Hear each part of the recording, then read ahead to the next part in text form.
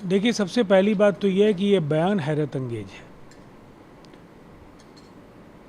दरअसल राजनेताओं को एक आदत सी उनकी बन गई है कि वो कुछ भी कहकर निकल जाते हैं, लेकिन आज जब आप जेपी को श्रद्धांजलि दे रहे हैं तो फिर लोकनायक ने जिन मूल्यों के लिए जीवन पर्यंत संघर्ष किया, उसमें परिवारवाद, वंशवाद और व्यवस्था परिवर्तन, सामाजिक कुरीतियां, ये अहम सवाल थे।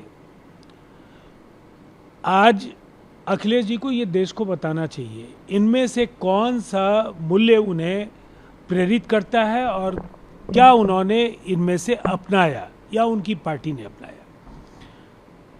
समाजवादी पार्टी में कोई आंतरिक लोकतंत्र नहीं है। एक पार्टी विशेष, एक परिवार विशेष का कब्जा है।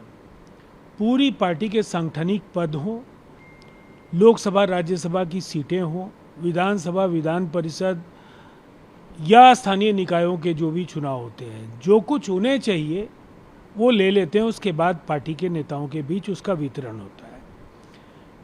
कोई आंतरिक लोकतंत्र है नहीं।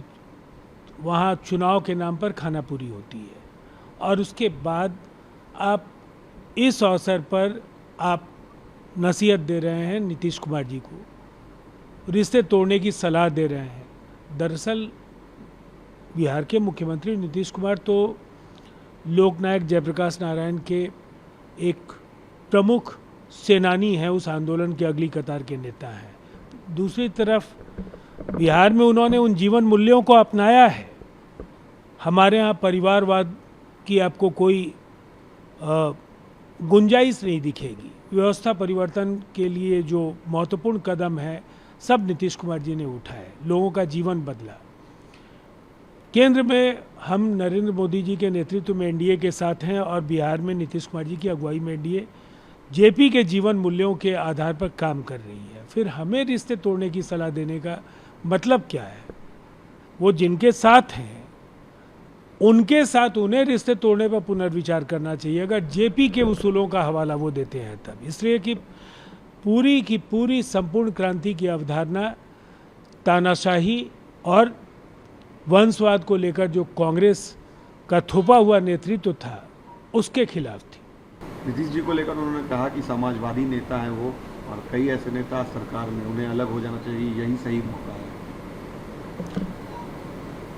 देखिए, नीतीश कुमार जी के नेतृत्व में राज्य सरकार जेपी के उसूलों पर काम कर रही है। भारतीय जनता पार्टी अलायंस का एक महत्वपूर्ण हिस्सा है। पूरे समन्वय के साथ हम लोकनायक जयप्रकाश नारायण और तमाम समाजवाद के उन पुरोधाओं की स्मृतियों में जो उनके संकल्प थे, उनको जमीन पर उतार रहे हैं। दूसरी तरफ प्रधानमंत्री नरेंद्र मोदी के नेतृत्व में केंद्र सरकार भी बेहतर काम कर रही है। फिर सवाल कहाँ उठता है?